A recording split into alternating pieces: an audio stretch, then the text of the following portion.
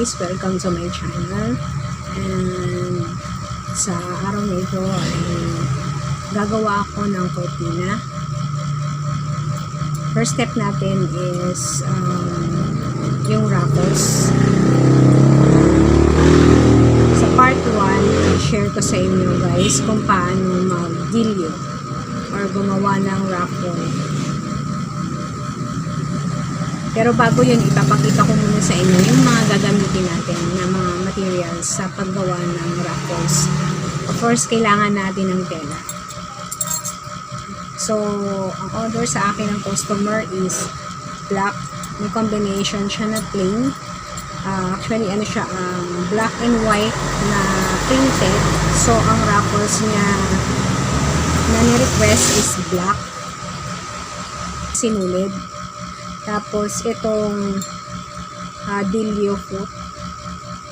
Ayan siya, guys. Dilio. Ito yung dilio foot. Ayan. Ito siya, guys. Ayan. Okay. Bali, meron akong tatlong sizes. Siguro, ang gagamitin ko dito is yung pinakamaliit. Pwede rin itong katamtaman lang. Okay. Kailangan din natin ng shearing foot. Ito siya, guys. Merong iba't ibang foot ng shearing foot.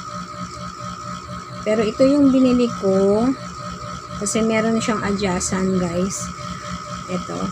Pwede siyang maluwag, pwedeng masikip. So, magiging maluwag yung shearing or magiging masinsin. So, ito yan siya. Mamaya makikita natin yun. Okay, so, ang first step natin is mag-cut. So, tara na. Okay, ito na siya, guys.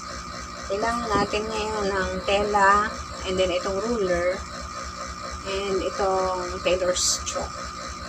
So, ako, ginagawa ko sa ruffles, mga 4 inches lang yung lapad, guys. Or hanggang 4 and a half. 4 and a half inches.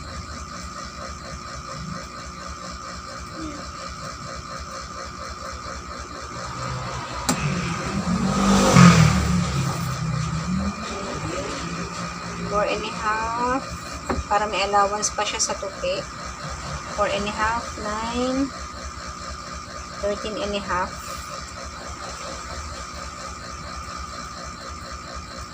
4 and a half, 9, 13 and a half.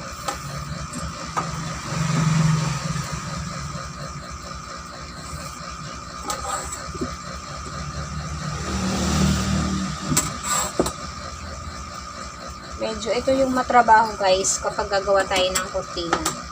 Yung paggawa ng ruffles. Kung may ruffles yung kurtina. Matagal tong proseso.